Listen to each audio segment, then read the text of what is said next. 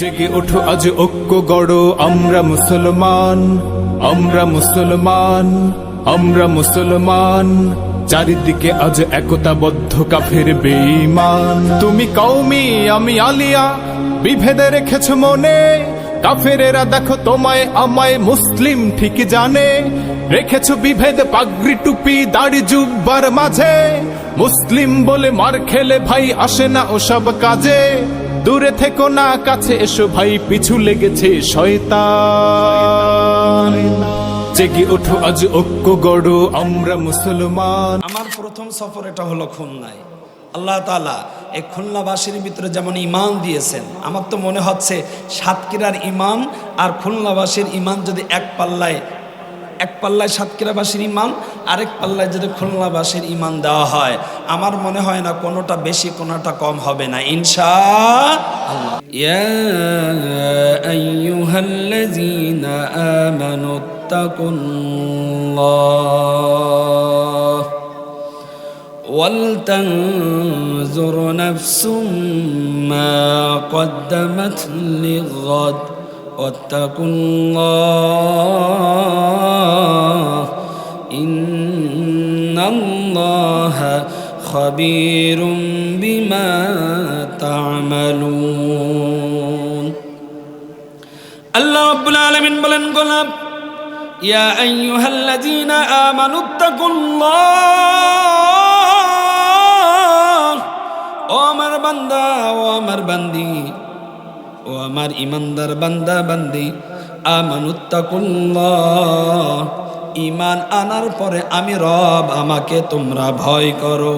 ওয়াল তানজুর নাফসুম মা কদ্দামাত লিগাদ, আগামী কালের জন্য তোমরা যেটা পাঠাইতেছ তোমাদের পক্ষ থেকে, ওইটার ব্যাপারে তোমরা একটু সতর্ক হও, ওই ব্যাপারে তোমরা একটু সজাগ হও, অ্যাক্টিভ থাকো। কেননা তোমাদের ওই পাঠানোর ভিতরে যেন কোনো শিরকি যেন না থাকে, ওই পাঠানোর ভিতরে লৌকিকতা যেন না থাকে, ওই পাঠানোর ভিতরে অন্য মানুষের সন্তুষ্ট যেন না থাকে। ওয়াত্তাকুল্লাহ, আমি রব আমাকে তোমরা ভয় করো। আমাকে যদি তোমরা ভয় করতে পারো, ও গোলাম, আমাকে যদি ভয় করার মতো ভয় করতে পারো, তাহলে তোমার নামাজ, তোমার হজ, তোমার যাকাত, তোমার কোরআন তেলাওয়াত, যাবতীয় সকল প্রকার ইবাদত যা কিছু আমার কাছে তোমরা পাঠাইতেছো, ওয়াত্তাকুল্লাহ ওয়ালতানজুর নাফসুম মা কদ্দামাত লিগাদ, অর্থাৎ আখিরাতের জন্য তোমরা যেটা পাঠাইতেছো এইটা যদি অ্যাক্টিভ হয়, এইটার ভিতরে যদি কোনো ভেজাল যদি না থাকে, 22 ক্যারেটের যদি স্বর্ণের মতো যদি তোমার ইবাদত বন্দেগী হয়, বিশ্বাস করো আমার বান্দা, ও আমার বান্দি, ও আমার গোলাম, আমি আল্লাহ রাব্বুল আলামিন তোমাদের ওই ইবাদতটা এমনভাবে পুঁজি করে নিব, কিয়ামতের ময়দানে প্রতিটা মানুষ যখন পেরেশানির ভিতরে থাকবে, কিয়ামতের ময়দানে প্রতিটা মানুষ যখন বিপদের ভিতরে থাকবে, আমি আল্লাহ রাব্বুল আলামিন তোমাদের ওই পিওর ইবাদতটা আমি লক্ষ্য করে তোমাদের ওই পিওর ইবাদতটা তোমাদের সামনে উপস্থাপন করে আমি আল্লাহ রাব্বুল আলামিন তোমাদের মতন ওই সমস্ত আমার প্রিয় বান্দা বান্দীদেরকে বিনা হিসাবে জান্নাত দান করে দিব। আল্লাহ তাআলা বলছে, ওয়ালতানজুর নাফসুম মা কদ্দামাত লিগাদ, আগামীকালের জন্য যা তোমরা পাঠাইতেছো। আগামীকালের জন্য বলতে আখেরাত আছে না নাই? সামনে না পিছনে? সামনে না পিছনে? সুতরাং সামনের দিনটারে আমরা কি বলি? গতকাল না আগামীকাল? আগামীকাল। সুতরাং আমরা বলি কিয়ামতের ময়দান, কাল কিয়ামত, কাল কিয়ামত। সুতরাং এখনো আখেরাত পিছনে না সামনে? এই জন্য আল্লাহ তাআলা বলতেছেন, ওয়ালতানজুর নাফসুম মা কদ্দামাত লিগাদ, আগামীকালের জন্য যা পাঠাইতেছো। এই যে মাহফিলে আমরা আসলাম, এটা দুনিয়ার মানুষ আমার উপর সন্তুষ্ট থাক অথবা না থাক, এটা আমার দেখার বিষয় নাই। আমি তো বসছি, আসছি একজনের সন্তুষ্ট করার জন্য। তিনি কে? জোরে বলেন না, তিনি কে? এই যে আপনার একটা ইবাদত, এই ইবাদতের ভিতরে যদি কোনো ভেজাল না থাকে, এশার নামাজ আদায় করলেন। এই নামাজের ভিতরে মানুষকে দেখানোর যদি উদ্দেশ্য না হয়, রবকে দেখানোর জন্য যদি হয়, আপনারা যে দান করবেন, ভাই বলতেছিলেন দান বাক্স আছে, কেউ দেখে না, আমার রব দেখে। রবকে সন্তুষ্টর জন্যই আমি এই যে দান করে গেলাম, আমি হজ করতে গেলাম, কেউ দেখে না, দেখুক, অসুবিধা নেই, কিন্তু আমার রবকে সন্তুষ্ট করার জন্যই আমি হজ করতে আসলাম। যদি আপনার এমন পিওর ইবাদত আখিরাতের জন্য, সঞ্চয়ের জন্য পাঠাইতে যদি আপনি আমি পারি, আল্লাহ তাআলা কিয়ামতের ময়দানে ওইটাকে এমনভাবে পুঁজি করে আমার বান্দা আমার বান্দিকে আমি লক্ষ্য করে দেখব যে তার ইবাদতের ভিতরে কোনো শিরিক নাই, তার ইবাদতের ভিতরে গায়রুল্লাহর কাছে মাথা নত করা কোনো ইবাদত নাই, কোনো লৌকিকতা নাই। আমি রব পিওর এক ভেজাল মুক্ত ইবাদতকে আমি গ্রহণ করে কিয়ামতের ময়দানে বিনা হিসাবে আমার ওই সমস্ত প্রিয় বান্দা বান্দিদেরকে আমি রব জান্নাত দিব। তো দিব কোন জান্নাত? জান্নাতুল ফেরদাউস, সব থেকে বড় জান্নাত। ওই জান্নাতটা আমার বান্দা আমার বান্দির জন্য আমি রব উপহার হিসাবে তাদেরকে দান করে দিব। এটি জবান খুলে বলেন সুবহানাল্লাহ। সুতরাং জান্নাত পেতে চাই কি চাই না?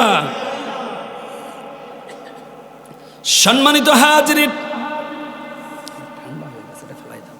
সম্মানিত হাজিরিন, এই জন্য আল্লাহ রাব্বুল আলামিন বলেন, ভয় করার মতো ভয় করো আমাকে। যদি ভয় করার মতো যদি ভয় করতে পারো, তাহলে তোমার ইবাদতের ভিতরে কোনো রকম ঝামেলা হবে না। 2 নাম্বার 3 নাম্বার চিটারি বাটপারি ইবাদত তোমার হবে না। কেননা যখন তুমি নামাজ পড়ো কেউ দেখে না, আপনার আমার একজন দেখেন, তিনি কে?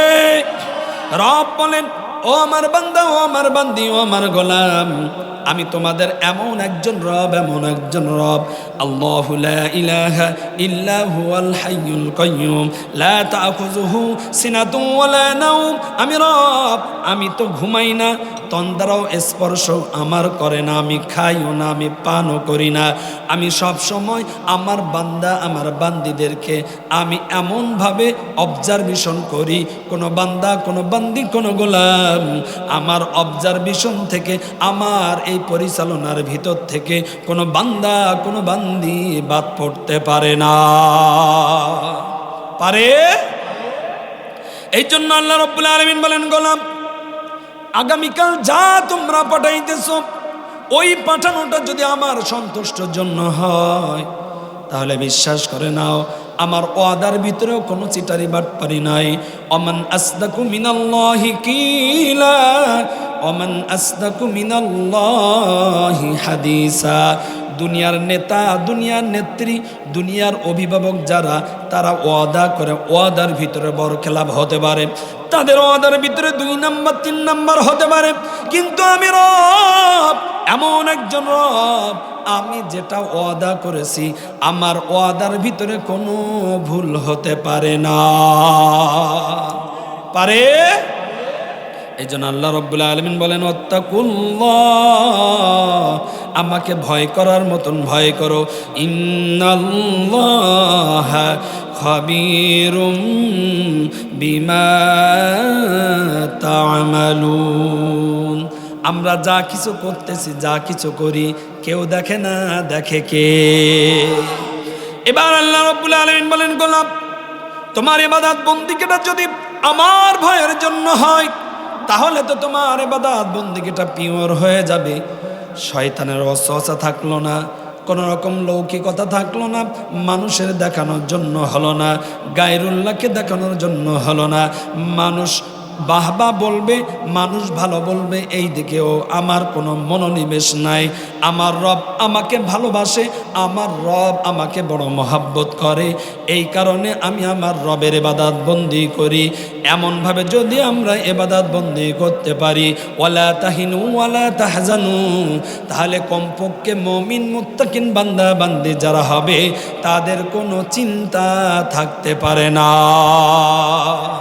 সুতরাং আল্লাহ রাব্বুল আলামিন বলেন, ও গোলাম, ওয়াল তানজুরু নাফসুম মা কদ্দামাত লিগাদ, গতকালের জন্য যা কিছু তোমরা পাঠাইবে, তুমি যদি নামাজ পাঠাও, তোমার যদি দান পাঠাও, তোমার যদি সাদকা পাঠাও, তোমার যদি হজ পাঠাও, কোরআন তেলাওয়াত পাঠাও, ইবাদত বন্দেগী যদি তুমি পাঠাও, এটা যদি আমি রব আমাকে সন্তুষ্ট করার জন্য পাঠাও, আমাকে ভয় করার মতন করে যদি পাঠাও, ইবাদতের ভিতরে কোনো রকম শিরকি থাকবে না, লৌকিকতা থাকবে না, মানুষের দেখানো থাকবে না, কে বাহবা দিবে কে ভালো বলবে এটা কোনো তোমার উদ্দেশ্য থাকবে না। উদ্দেশ্য যদি হয় রবকে সন্তুষ্ট করার জন্য, শুনে নাও শুনে নাও শুনে নাও, আমি আল্লাহ রব্বুল আলামিন তোমার ঠিকানা সাধারণ কোনো জান্নাতে দিব না, তোমার ঠিকানা এমন জান্নাতে দিব যে জান্নাত হবে সকল জান্নাতের সর্দার, তার নাম হবে জান্নাতুল ফেরদাউস। সুতরাং জান্নাতুল ফেরদাউসে যেতে চাই যারা, কষ্ট হলেও রব্বে কারিমকে সন্তুষ্ট করার জন্য দুই হাত তুলে দেখাবো তারা।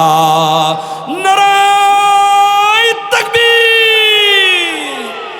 জান্নাতে যেতে চাই কি চাই না? রব তুমি কবুল করে নাও, সকলে বলেন আমিন। সম্মানিত হাজির, এই জন্য নবীজি হাদিসের ভিতরে বলেন, সাবাতুন ইউজিল্লুহুমুল্লাহু ফি জিল্লিহি ইয়াওমা লা জিল্লা ইল্লা জিল্লুহু।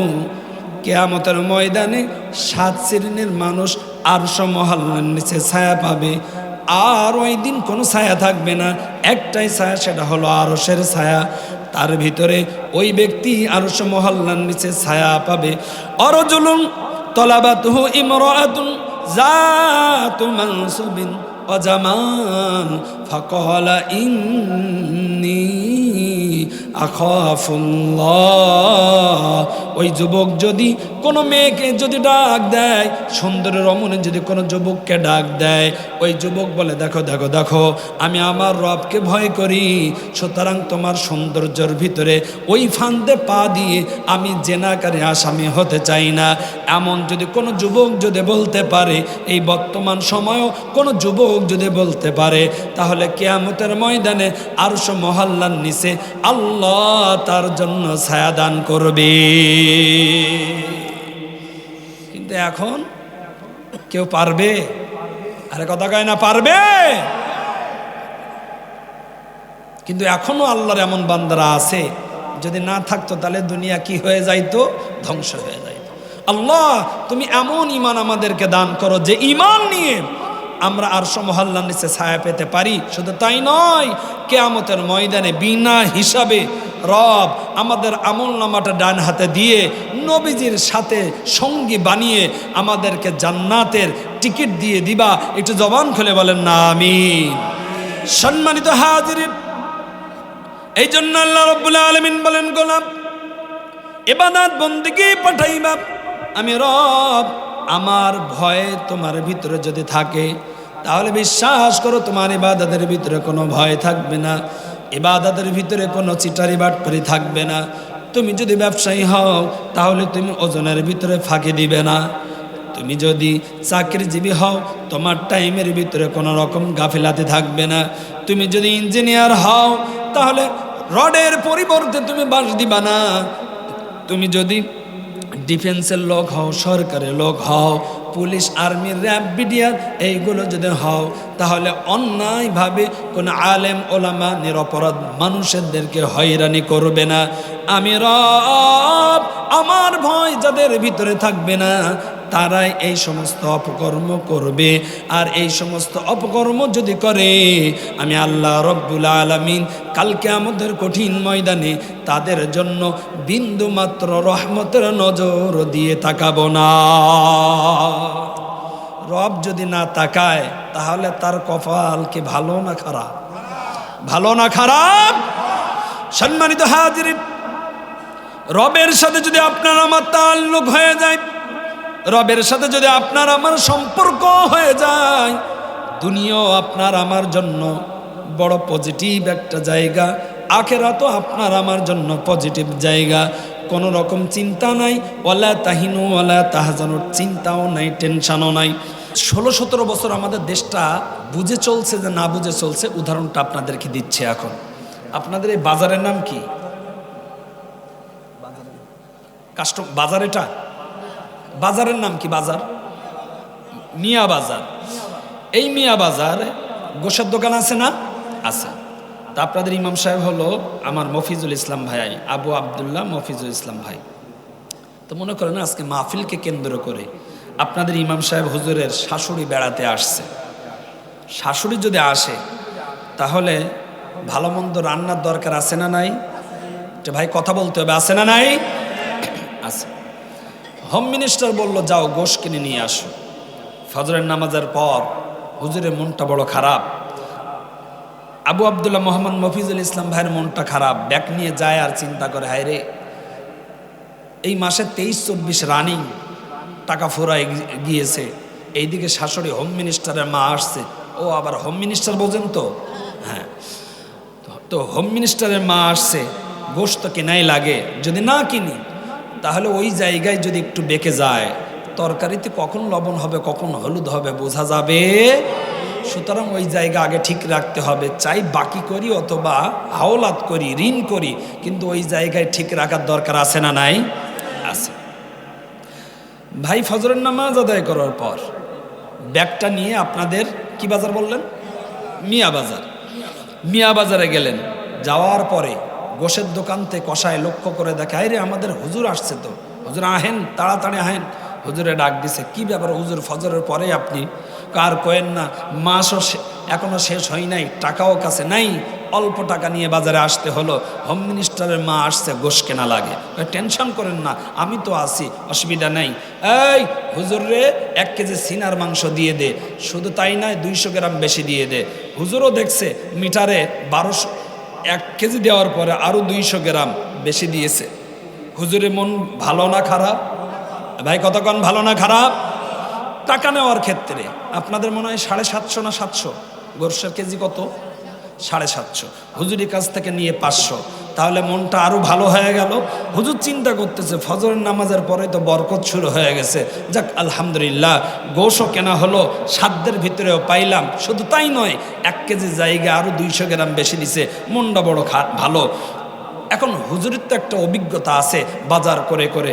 হুজুর যখন গোশের ব্যাগটা নিয়ে যখন রওনা দিবে, তখন লক্ষ্য করে দেখে 1 কেজির যে ওজন থাকার কথা ওই ওজন নাই। কিন্তু হুজুর তো কিছু বলতে পারতেছে না, টাকা নিচে কম, আবার ওজনে দিছে বেশি। আমি তো নিজেই দেখছি, তা কেমনে বলি? ভাই কম কম লাগে, লজ্জার খাতিরে ভাই কিছু বলি নাই। ওই ব্যাগটা নিয়ে অন্য সদায় সব কিছু করলো। করার পর আরেকজন মহব্বতের দোকানদার তাকে বলল, ভাই একটু মাপতে চাই। কয় কোনো অসুবিধা নাই, মিটার অন আছে, আপনি দিয়ে দেন। হুজুর মিটারের ওপরে দিল, লক্ষ্য করে দেখে গোশ হলো 800 গ্রাম। কত গ্রাম ভাই? আপনাদের কাছে শুনতে চাই, জানতে চাই, বুঝতে চাই, গোশ আসলে তাহলে কম কত গ্রাম? হ্যাঁ, কত গ্রাম? 400 গ্রাম। এখন আপনাদের কাছে শুনতে চাই, হুজুরের মন ভালো না খারাপ? হুজুর চিন্তা করতেছে, হায় রে, ফজরের নামাজের পরে বাসটা খাইলাম, প্রথমে তো মনে করলাম বরকত শুরু হয়ে গেল, এখন থেকে যে বাস শুরু হয়ে গেল, যাক অসুবিধা নেই, আমারই তো বাস দিছে, অসুবিধা নেই। কালকেই ফজরের নামাজের পর আমার ওই মুসল্লিকে আমি একটু অ্যারাবিক লাইনে, আরবিতে আমি তাকে হেদায়েতের কিছু কথা বলবো। যদি সে হেদায়েত পেয়ে যায় তাহলে কিয়ামতের ময়দানে আল্লাহ তাআলা আমার নাজাত দিলেও দিতে পারে। কেননা এটা হলো বান্দারকে ঠকাচ্ছে, বান্দার হক, সুন্দর বান্দার হক যদি ফাঁকি দেয়, স্বয়ং আল্লাহ তাআলাও তাকে মাফ করবে। হাজারো তওবা করলেও ও আল্লাহ তাআলা মাফ করার ক্ষমতা নাই, কেননা এটা বান্দার হক। যত সময় পর্যন্ত বান্দা মাফ না করবে তত সময় পর্যন্ত আল্লাহ কলম দিতে পারবে। হুজুর ফজরের নামাজের পর ওই কষায়ের দোকানে গিয়ে আরবিতে হুজুর নসিহত করতেছে, বিসমিল্লাহির রহমানির রহিম, وأقيموا الوزن بالقسط ولا تخسروا الميزان। এই সূরাতুর রহমানের 8 নম্বর আয়াত হুজুর বারবার কানে হাত দিয়ে পড়তেছে, وأقيموا الوزن بالقسط ولا تخسروا الميزان।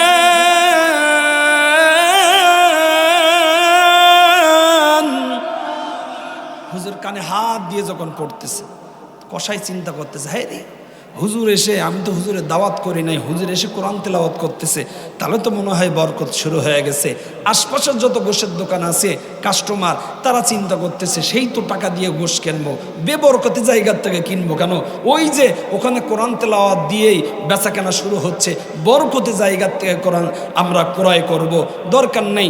সকলেই চলে আসছে, এত বেচা কেনা হলো, 10:30টার ভিতরে পরিপূর্ণ ক্লিয়ার হয়ে গেল, পুরোই প্যাকেট বেচা কেনা শেষ।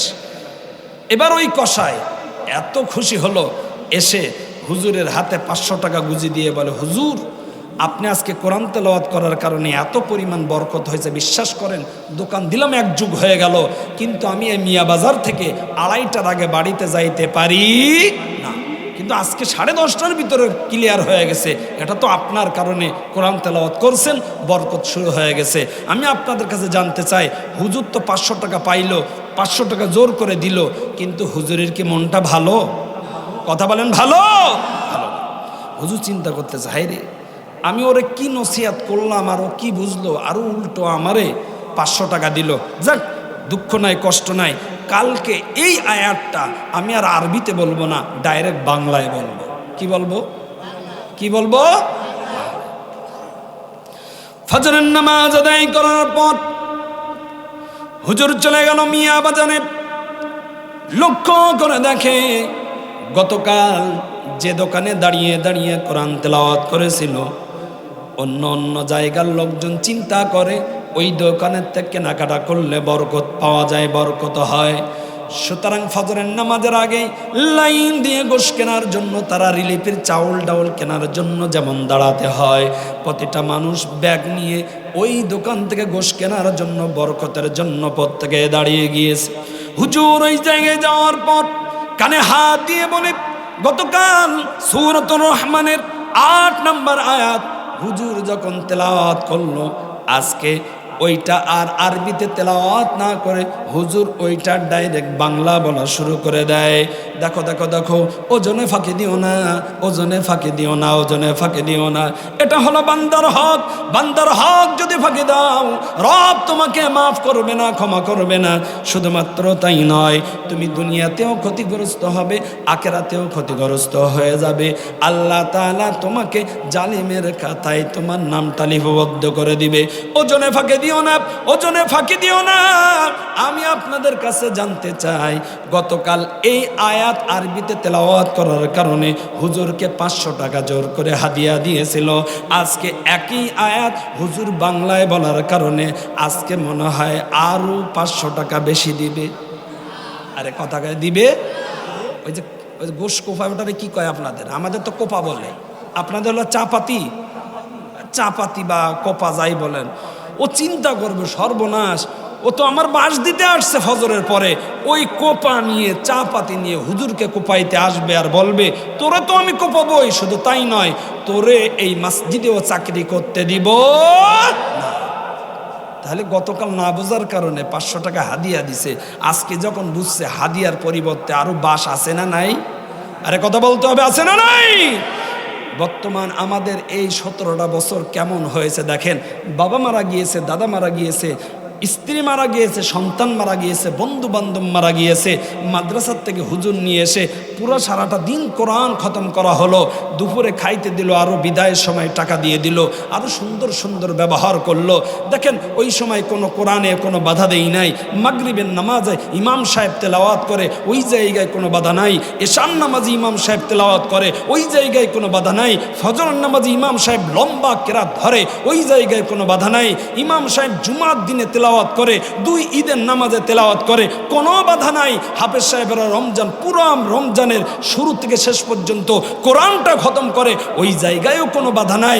বাধা তো শুধুমাত্র এক জায়গায়, যেখানে কোরআন এবং হাদিসের ব্যাখ্যা বিশ্লেষণ দেওয়া হয়, ওই জায়গায় এই সমস্ত কুলাঙ্গাররা এসে প্রকাশ্য আলেম ওলামাদের গায়ে হাত দেয়। কথা বলেন ঠিক না বেঠি? তাহলে কোরআন এবং হাদিসের চর্চা হয়েছে, কোনো বাধা দেই নাই, কেননা বুঝি নাই। কিন্তু যখন এই বুঝছে, তখন কোরআন এবং হাদিসে তারা বাধা দিয়েছে। কথা বলেন ঠিক না ভাই? ঠিক। এই জন্য আমি আপনাদেরকে বলতে চাই, 16-17 বছর দেশ চলেছে, বুঝে না না বুঝে? আরে কথা কয় না, বুঝে না না বুঝে? না বোঝে। অন্ধর দেশে কানা রাজা, অন্ধর দেশে কি রাজা ভাই? কানা রাজা। আল্লাহ তুমি আমাদেরকে তৌফিক দান করে, একটা জবান খুলে বলেন আমিন। সম্মানিত হাজরিন, এই সাইডে কি ভাই? কারা? মহিলারা? মহিলারা আওয়াজ না তো।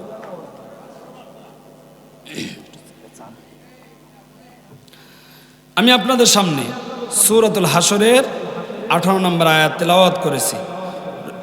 রাসূলুল্লাহ সাল্লাল্লাহু আলাইহি ওয়াসাল্লামের একটা হাদিস আপনাদের সামনে তেলাওয়াত করেছি।